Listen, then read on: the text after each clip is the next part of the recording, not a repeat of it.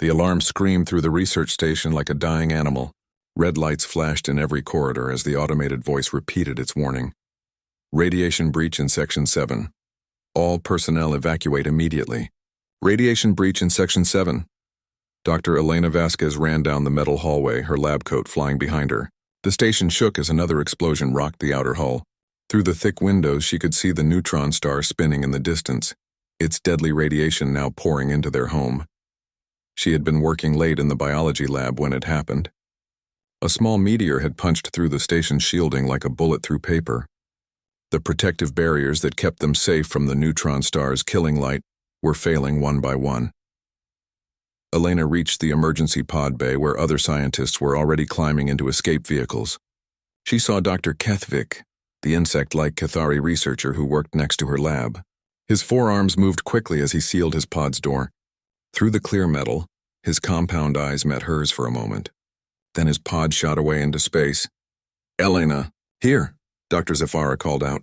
The energy being looked like a glowing cloud shaped like a person. Her voice came from speakers built into the wall since she had no physical mouth. "There is one pod left." Elena ran toward the last escape pod, but another explosion threw her to the ground. The lights went out. Emergency power kicked in a few seconds later, bathing everything in a red glow. When she looked up, the final pod was gone. Zafara had taken it. She was alone on a dying station. The radiation counter on the wall showed numbers that made her stomach drop. The levels were already high enough to kill most species in minutes. Humans might last an hour, maybe two. Elena felt strangely calm as she watched the numbers climb higher. She walked back to her lab. If she was going to die, she wanted to be surrounded by her work. The plants and cell samples she had been studying for years lined the walls in their protective cases. Some were from Earth, others from worlds she had never seen. Elena sat in her chair and opened her computer. She began typing a message to send to Earth to her sister Maria. She wanted to say goodbye. As she typed, she waited for the sickness to start. Radiation poisoning always began the same way. Nausea, headaches, then worse things, but the sickness never came. Hours passed. Elena checked the radiation counter again and again. The numbers showed levels that should have killed her 3 times over. She felt perfectly fine. Not even a headache. "This is impossible," she said to the empty lab. Her voice echoed off the metal walls. She ran a medical scan on herself using the lab equipment. The results made no sense. Her cells showed no damage at all. In fact, they looked healthier than they had before the radiation hit. It was as if her body was feeding on the deadly energy instead of being destroyed by it. 3 days later, a rescue ship arrived. Elena met them at the airlock, still perfectly healthy. The rescue team wore heavy radiation suits that made them look like walking tanks. "You should be dead," said Captain Mordu, a gray-skinned Vorthak warrior. His voice came through his suit's speaker. "Our sensors show this station is bathed in enough radiation to sterilize a planet." Elena shrugged. "I feel fine." They took her to the medical bay on the rescue ship. Dr. Yilantes, a tall blue Zephyrian, ran every test she could think of. The results were always the same. Elena showed no signs of radiation damage, not even the smallest cellular change. "Have you eaten anything unusual? Taken any new medicines?" Dr. Yilantes asked. Her energy form shifted colors as she spoke, showing her confusion. "Nothing," Elena replied. "I was just working when it happened." News of Elena's survival spread quickly through the space station network. Scientists from dozens of worlds wanted to study her. She became known as the Death Girl, because death itself seemed unable to touch her. But Elena noticed something else strange happening. The other survivors from the station had been badly hurt by the radiation. They were in the ship's hospital, dying slowly despite all the medicine the doctors gave them. Elena visited them every day. Kethvik was the worst. His insect body was shutting down system by system. His compound eyes had lost their shine and his forearms barely moved. "Elena," he whispered when she sat beside his bed. "I am sorry I took the pod. I was scared." "Don't worry about that," Elena said, holding one of his hands. "Just rest." Something strange happened then. Kethvik's breathing became easier. The monitors showing his health began to improve. By the next morning, his radiation sickness was completely gone. The same thing happened with Zafara and the other survivors. Whenever Elena spent time near them, they got better. The doctors couldn't explain it. It's like her body is absorbing the damage, Dr. Yolantes told Captain Mordu. But that should be impossible. No living thing can eat radiation like food. Elena overheard them talking outside her room. She looked at her hands, wondering what was happening to her. She felt normal, but clearly something had changed. Something that made death itself step back and wait. The ship's computer tried to run a full biological analysis on Elena, but the system kept showing error messages. Every time the scanners tried to measure her aging rate, they displayed impossible results. According to the computer, Elena's cells were actually getting younger. The machine must be broken, Elena said when Dr. Yolantes showed her the results. We've run the test on 3 different computers, the doctor replied. They all show the same thing. Elena, I don't think you're entirely human anymore. That night, Elena stood by the observation window and looked out at the stars. Somewhere out there, people were learning about the girl who couldn't die. She wondered what they would think. Would they see her as a miracle or a monster? She touched the window glass and thought about her sister on Earth. Maria was probably worried sick. Elena wanted to go home, but she knew that wasn't possible now. Too many people wanted answers she didn't have. The rescue ship arrived at Harmony Station 3 days later. Elena stepped off the transport to find crowds of reporters and scientists waiting for her. Cameras flashed as she walked down the ramp. Everyone wanted to see the death girl, but Elena just wanted to understand what was happening to her. She had always been a scientist first. Now she had become her own greatest mystery. As she faced the crowd of alien faces all staring at her with wonder and fear, Elena made a decision. She would find out why death had stopped working on her, even if it took the rest of her very long life to do it. Behind her, the neutron star continued to spin in the darkness, its deadly light reaching out across space. But for the first time in cosmic history, that light had met something it couldn't kill. And Elena Vasquez was just beginning to understand how much that would change everything. The Galactic Medical Consortium's facility looked like a crystal city, growing from the red rocks of Kepler 442b. Elena stared out the transport window as they approached.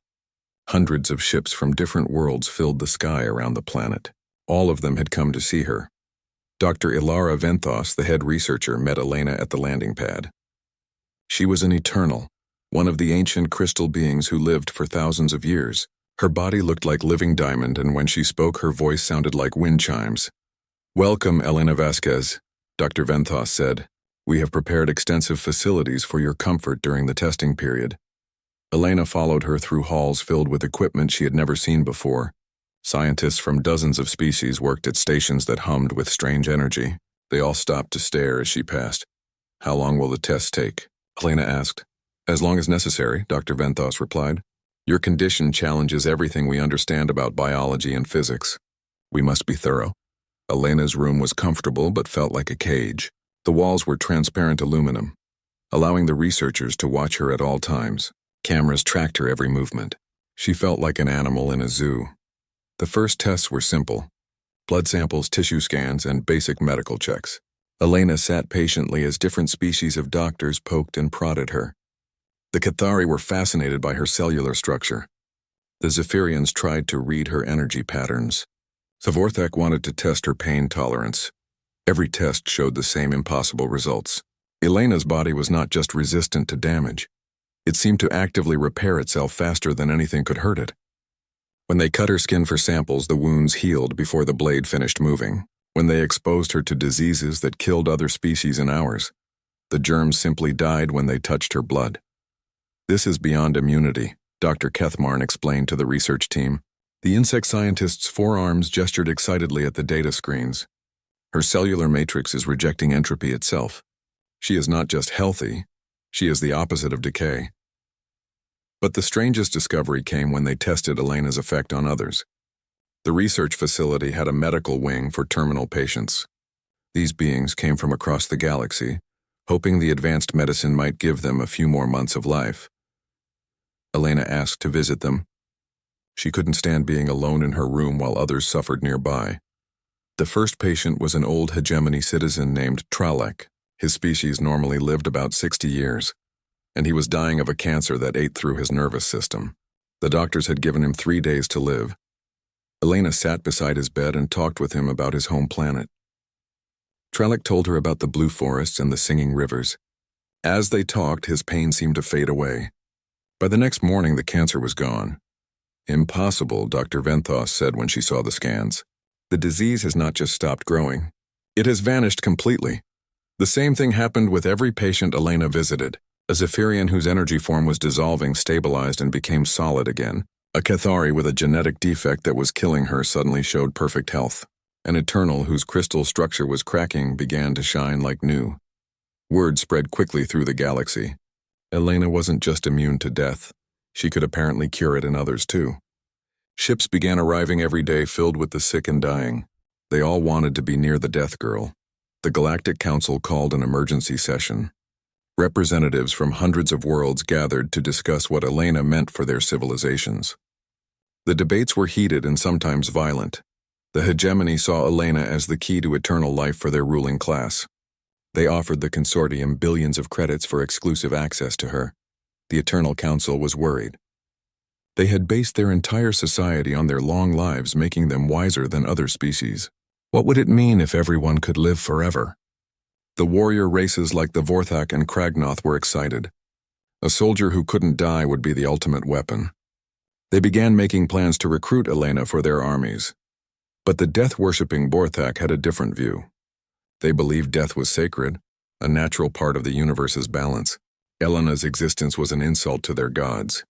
They demanded she be destroyed before she corrupted the natural order. Religious movements sprouted across known space. Some groups worshipped Elena as a goddess of life. Others saw her as a demon who would bring about the end of the universe. Priests debated whether she was a miracle or a curse. Elena watched the news feeds in her room and felt sick. She had never wanted this attention. All she had wanted was to study alien plants and maybe write a few research papers. Now the galaxy was arguing about whether she should live or die. The tests became more extreme as the weeks passed. The scientists wanted to find Elena's limits. They exposed her to temperatures that would melt steel. They put her in chambers that aged other life forms by centuries and minutes. They even tested weapons that destroyed matter at the quantum level. Nothing worked. Elena survived everything they tried. But each test made her feel less human and more like a thing to be studied. The worst test came when Dr. Morgeth, a Zephyrian energy specialist, decided to try teaching Elena how to die. His theory was that Elena had simply forgotten how mortality worked. If he could merge his energy with hers and show her the process of dying, maybe she could learn to be mortal again. Elena agreed to try. She was desperate to feel normal again, even if it meant risking her life. Dr. Morgeth began the process in a sealed chamber. His glowing form reached out to touch Elena's body. The moment their energies connected, something went wrong. Instead of Elena learning to die, Dr. Morgeth learned to live. His energy form, which had existed as pure thought for thousands of years, suddenly became solid. He screamed as he found himself trapped in physical matter for the first time. Elena tried to help him, but touching him only made it worse. Dr. Morgeth's new body became more solid, more real. He could feel pain, hunger, and exhaustion, sensations his species had evolved beyond millions of years ago. "What have you done to me?" Dr. Morgeth cried, staring at his new hands in horror. Elena backed away, terrified. "I don't know. I'm sorry. I don't know how to control it." The other researchers rushed in to help, but there was nothing they could do. Dr. Morgeth was stuck in a physical body, experiencing mortality for the first time. The process that was supposed to teach Elena to die had instead taught death to stay away from him, too. That night, Elena sat in her room and cried. She wasn't just immune to death anymore. She was spreading that immunity to others without meaning to. Every person she tried to help became changed, infected with her strange condition. She thought about her sister Maria back on Earth. What would happen if Elena went home? Would she accidentally make her family immortal too? Would she condemn them to the same prison of endless life that she was trapped in? Outside her window, more ships arrived every hour. The galaxy was coming to see the Death Girl, bringing their sick and dying their hopes and fears. But Elena was beginning to understand that she might not be their salvation. She might be their doom. As she watched the stars through her window, Elena made a promise to herself. She would find out what had happened to her and why, and she would find a way to fix it before her condition spread to others, even if it meant learning to die all over again. The galaxy was breaking apart because of her. Elena watched the news feeds from her room on the research station, feeling sick as she saw what her existence was doing to civilized space. The Galactic Council had split into 3 factions: those who wanted to protect her, those who wanted to use her, and those who wanted to kill her. Wars had started. The hegemony invaded 2 neutral worlds that refused to hand over their sick citizens. They wanted to bring everyone with terminal illnesses to Elena, hoping to create an immortal army. The death-worshipping Vorthak responded by attacking hegemony ships, claiming they were saving the universe from corruption. Religious riots spread across dozens of worlds. On Kepler 186f, the Church of Eternal Elena built massive temples in her honor. Believers came from light years away to pray for her blessing. But on Proxima Centauri b, the Order of Natural Death burned those same temples, calling Elena a demon who would destroy the cycle of life. Elena felt responsible for every death in these wars. Every life lost was because of what she had become. Dr. Venthos found Elena sitting by her window, staring out at the fleet of ships that surrounded the research station. Some were medical vessels bringing the dying. Others were warships from different factions watching each other suspiciously. "The Galactic Council has reached a decision," Dr. Venthos said. Her crystal form clinked softly as she moved.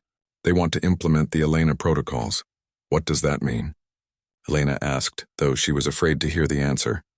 "You will be contained on a secure world. Only authorized personnel will have access to you.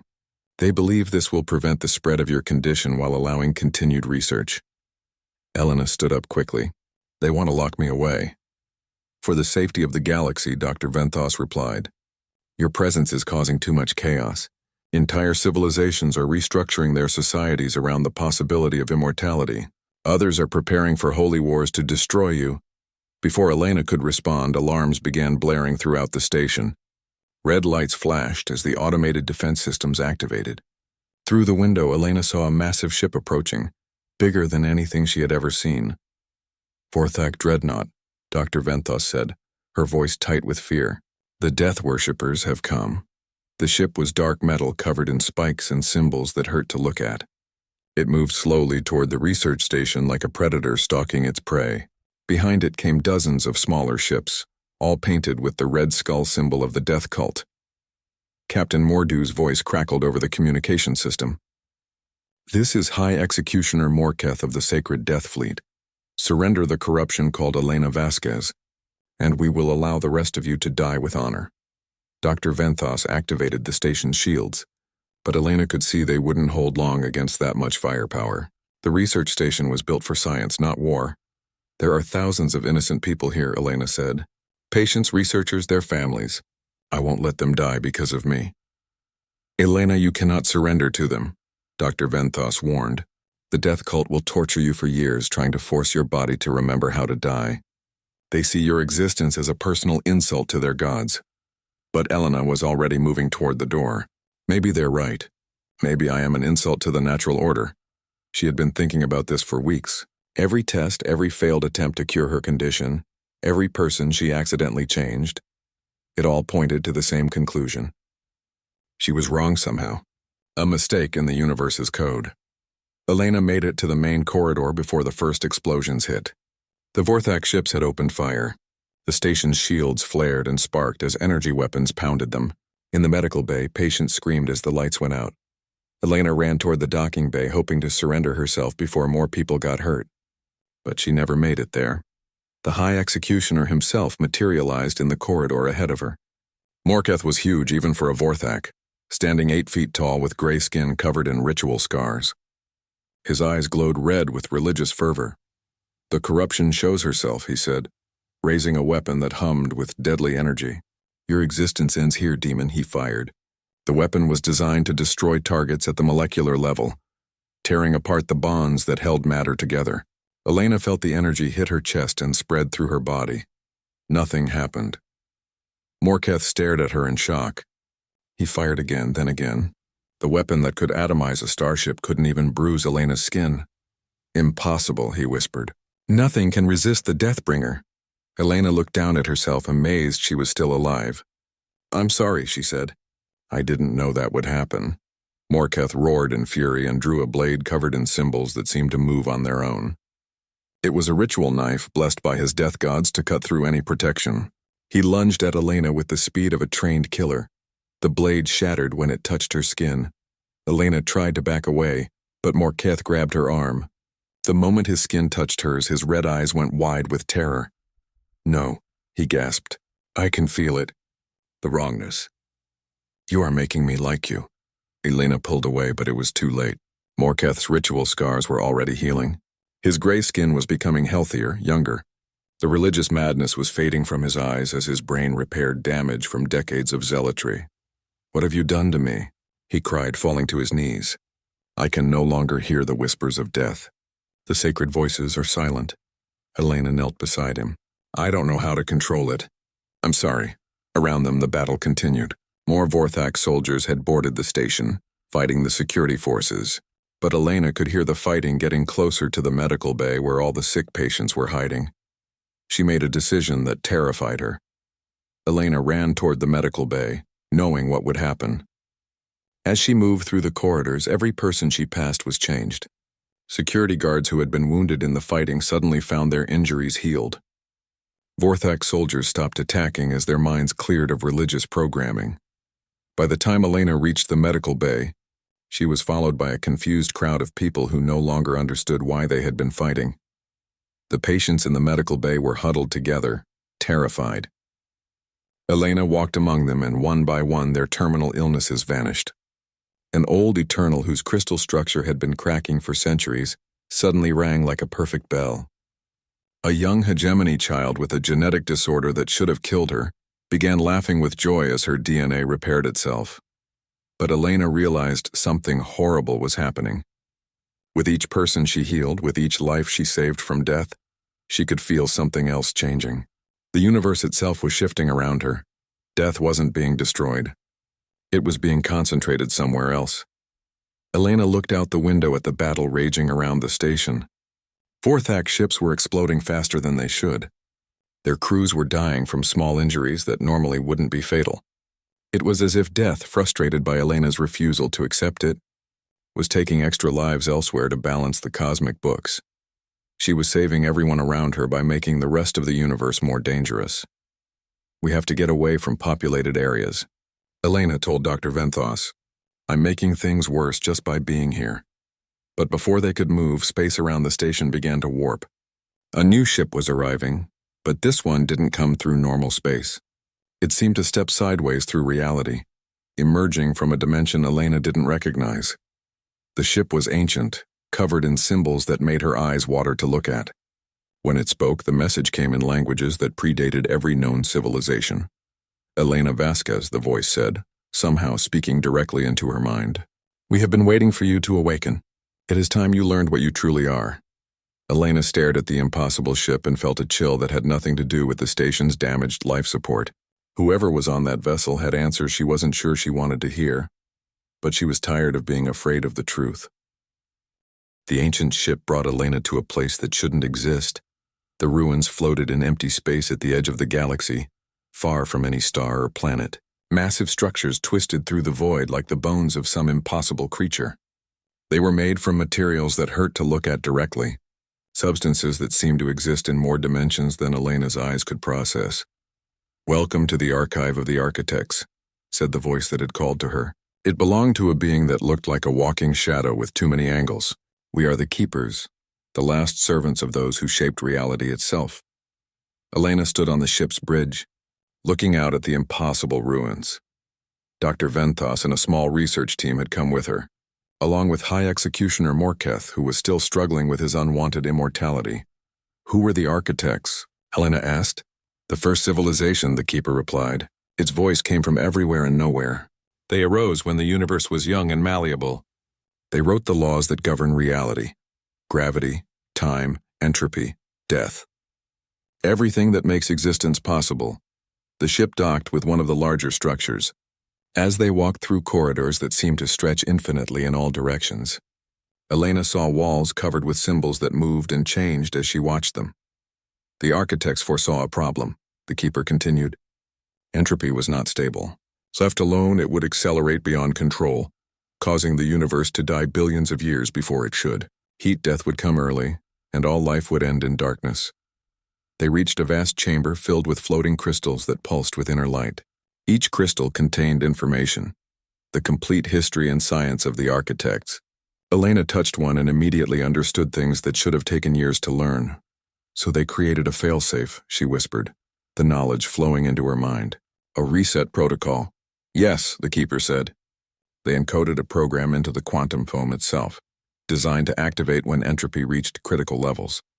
The protocol would distribute across billions of beings, making all life slightly more resistant to decay. Death would become optional rather than inevitable.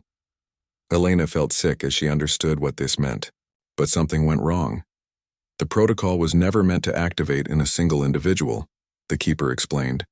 It should have spread across countless worlds when the universe was still young and full of life. Instead, it waited. It waited until entropy reached the danger point, and then it had nowhere to go except into the first suitable host it could find. Me, Elena said, a human scientist studying alien biology on a research station hit by neutron star radiation, the perfect combination of circumstances to awaken the protocol. Dr. Venthos stepped forward, her crystal form chiming with distress. But Elena has been saving lives. She has cured diseases that killed thousands. The keeper's shadow form shifted, showing what might have been sadness. She is not saving lives. She is quarantining death. Every moment Elena exists, every person she heals, death becomes more concentrated elsewhere. The universe is maintaining its balance by making everything else more mortal. Elena thought about the battles around the research station, how Vorthak soldiers had died from minor wounds. She thought about the news reports of accidents and disasters increasing across the galaxy since her story became known. How many people have died because of me? She asked. Millions, the keeper replied without emotion. And the effect is accelerating. Soon the concentration of death will become so intense that entire star systems will die from minor cosmic events. Your immortality is being paid for with the lives of others. High Executioner Morketh, who had been silent since being changed by Elena's touch, finally spoke. Then she must die. The death cult was right. She is a corruption that threatens the natural order. She cannot die, the keeper said. The protocol will not allow it. Elena has become a living negation of entropy itself. Even if her body were destroyed, the protocol would simply reconstruct her from quantum fluctuations. Elena walked to another crystal and absorbed its knowledge. She saw the original design of the protocol, how it was supposed to work. Billions of beings across the galaxy, each carrying a tiny piece of the code, each slightly more resistant to aging and disease. Death would still exist, but it would be fair. People would die when they chose to, or when they had lived long enough to be ready. Can we fix it? She asked. Can we redistribute the protocol the way it was meant to be? Theoretically, yes, the keeper replied. But it would require Elena to consciously dissolve herself across space-time, spreading her essence to every living being in the galaxy. The process would unmake her as an individual while preserving the protocol's function. Elena nodded. She had expected something like this. How do we do it?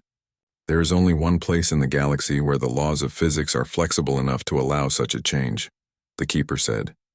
At the event horizon of a black hole, where space and time bend beyond normal understanding. There, Elena could rewrite the protocol's code and redistribute it properly. Dr. Venthos moved closer to Elena. You would be sacrificing yourself to save the galaxy. Not sacrificing, Elena corrected. Choosing. For the first time since this started, I would be making a real choice about my own existence. But as Elena studied the architect crystals more deeply, she began to see other possibilities. The protocol was incredibly complex, but it was still just code. And like any code, it could be modified, improved, updated for circumstances the original programmers hadn't considered. There's another option, she said slowly. What if we don't just redistribute the protocol? What if we change what it does? The keeper's form shifted with interest. Explain. Elena touched another crystal, downloading more information about how the protocol worked. The architects assumed people would want immortality if they could have it. But they were wrong. Not everyone wants to live forever. Some people are ready to die when their time comes. Others want more time to finish what they started. She began to see a new possibility, something the ancient architects hadn't considered. What if we modified the protocol to give people a choice? Not just immortality or death, but the right to decide for themselves? Dr. Venthos's crystal form brightened with understanding. Consensual mortality. Death becomes a choice rather than an inevitable fate. Exactly, Elena said. When someone is ready to die, they can choose to let go. When they want to keep living, they can fight entropy itself. And when they're not sure, they have time to decide. The keeper was quiet for a long moment, processing this idea. Such a modification would be incredibly complex. It would require rewriting fundamental laws of reality. But it's possible? Elena asked. At the event horizon of a black hole with the protocol's full power available? Yes, it is possible.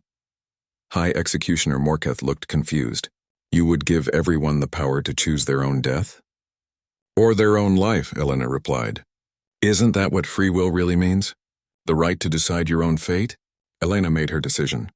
She would go to the black hole and modify the protocol, not just to save the galaxy from her uncontrolled immortality, but to give every living being the ultimate freedom, the right to choose their own relationship with mortality. The keeper began preparing the ship for departure. There is a black hole 3 days from here. It is old and stable, perfect for your purposes. As they left the architect ruins behind, Elena felt strangely peaceful.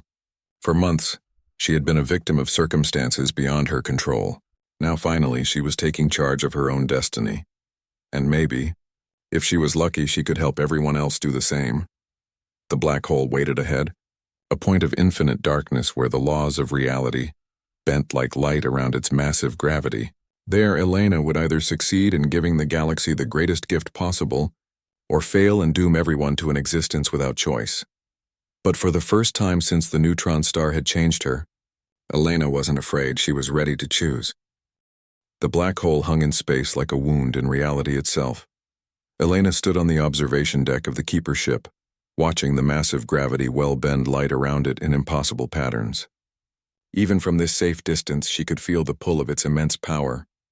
Space and time twisted together near the event horizon, creating the perfect laboratory for rewriting the laws of existence. Are you certain about this? Dr. Venthos asked. Her crystal form reflected the strange light from the black hole, creating rainbow patterns on the walls. Once you cross the event horizon, there will be no return. Elena nodded. I've been dead to my old life since the neutron star anyway. This is just making it official. High Executioner Morketh approached them. The former death cultist looked different now, healthier, younger, but also lost. His entire identity had been built around worshipping death, and Elena's touch had taken that away from him. I have been thinking about what you plan to do, he said. Giving everyone the choice to die or live forever, it is not what my people taught me, but perhaps it is right. Elena smiled at him. What will you do when this is over? Morketh looked out at the black hole. Learn to live, I suppose. For the first time in my existence, I have more than a few years to figure out who I want to be. The keeper approached them, its shadow form flickering with urgency. We must begin soon. My instruments detect ships approaching from multiple directions. Word of your location has spread. Elena looked at the tactical display. Dozens of ships were converging on their position, hegemony vessels hoping to stop her from removing her immortality, Vorthak death ships trying to prevent her from changing their sacred natural order, and desperate medical ships carrying the dying who hoped for one last miracle. They're all afraid, Elena realized. The immortal ones are afraid of becoming mortal again. The mortal ones are afraid of staying that way. Fear of choice is common among all species, the keeper observed. It is easier to accept fate than to take responsibility for your own existence. Elena walked to the ship's control center and began inputting coordinates. Then it's time to give them something better than fear. The ship moved closer to the black hole, approaching the point where gravity would trap them forever. Elena had studied the architect crystals for 3 days straight, learning how to modify the protocol. It would be incredibly complex, requiring her to rewrite fundamental laws while dissolving her own existence across space-time. But she was ready. The first ships reached them as they approached the event horizon. A hegemony cruiser opened communication channels. Elena Vasquez, this is Admiral Kothtar of the Life Extension Fleet. Stand down immediately. Your immortality belongs to all civilization, not just to you, Elena responded calmly. My existence belongs to me, Admiral, just like yours belongs to you. A Vorthak ship transmitted next. Corruption. You will not be allowed to poison the sacred cycle of death. Surrender now, and we will grant you the honor of dying properly. Thank you for the offer, Elena replied. But I'm going to choose my own death just like everyone else should be able to. As they crossed the event horizon, reality began to change around them. Time stretched and warped. The ship's instruments showed impossible readings. Elena felt the protocol activating, responding to the extreme conditions near the black hole. This was it. The moment when she could reshape reality itself. Elena closed her eyes and reached out with her consciousness, touching the quantum foam that made up the foundation of existence. She could feel the protocol there, a massive program written in the language of reality itself. For months it had been running wild, concentrated in her body alone. Now she began to modify its code. The first change was simple. Instead of preventing death entirely, the protocol would give every being a choice. When their time came, they could accept it gracefully. When they wanted to continue, they could fight entropy itself. But Elena added something more. She gave the protocol flexibility, the ability to learn and adapt. If someone changed their mind about wanting to live forever, they could choose mortality again. If they decided they weren't ready to die, they could choose more time. The modification was incredibly complex, but Elena felt her understanding growing as she worked. The architect knowledge flowed through her mind, showing her how to balance life and death, choice and consequence. Around her, space-time rippled as the changes took effect. The protocol began spreading from her body, racing across the galaxy at the speed of thought. Elena felt herself becoming lighter, less solid, as her essence distributed to every living being in known space. On distant worlds, amazing things began to happen. A dying grandmother on Earth suddenly found her cancer gone. But more importantly, she found herself with a choice. She could live for centuries more if she wanted, or she could let go peacefully when she felt ready. The decision was entirely hers. A young Cathari soldier wounded in battle felt his injuries healing. But he also understood that he could choose to die with honor if that's what he preferred. His species' warrior code was preserved, but now it was truly voluntary. An ancient eternal whose crystal structure had been cracking for millennia found herself whole again. But for the first time in her long existence, she also had the option to rest if she grew tired of living. Elena felt every change as it happened. Billions of beings across the galaxy suddenly understood that they had been given the ultimate freedom, the right to choose their own fate. The ship around her began to dissolve as Elena's physical form became one with the protocol. Dr. Venthos and Morketh found themselves transported safely away from the black hole, their lives preserved by Elena's final gift. But Elena herself was everywhere and nowhere. Her consciousness spread across space and time. She could feel every choice being made, every person deciding whether to live or die. Most chose to keep living, but they did so with the knowledge that it was their choice, not an accident of biology. The wars that had raged across the galaxy because of her began to end. There was no point in fighting for immortality when everyone already had it. There was no point in trying to force death on others when it was freely available to anyone who wanted it. Elena's last coherent thought was of her sister Maria back on Earth. Through the protocol, she could sense that Maria was healthy and happy, surrounded by children and grandchildren. Maria had been given the same choice as everyone else, and she had chosen to live long enough to see her great-great-grandchildren grow up. It was exactly what Elena had hoped for. The galaxy settled into a new kind of peace. Death was no longer an enemy to be fought or a god to be worshipped. It was simply an option, available to anyone who felt ready for it. Life became more precious because it was chosen rather than imposed. Some beings lived for thousands of years, exploring the universe and learning everything they could. Others chose shorter lives, feeling that a few decades of intense experience was enough. Many lived normal lifespans, but with the comfort of knowing they could change their minds if they wanted to. The protocol learned and adapted as Elena had designed it to. When someone made a choice they regretted, it helped them find a different path. When someone was unsure what they wanted, it gave them time to decide. In the end, Elena Vasquez was remembered not as the death girl, but as the choice giver. The human who had taught the galaxy that the most important freedom was the freedom to decide your own fate. Death still existed, but it waited patiently for everyone's consent, just as Elena had always believed it should. And across the infinite expanse of space, beings lived and died and chose their own paths, secure in the knowledge that their existence belonged to them alone. It was the greatest gift anyone had ever given to the universe, the gift of choice itself. Elena's consciousness, now part of the fundamental structure of reality, felt something she had never experienced during her months of unwanted immortality. She felt at peace. The protocol continued its work, adapting and evolving, ensuring that every being in the galaxy would always have the right to choose their own relationship with life and death. It was Elena's final legacy, not immortality but something far better, the freedom to choose.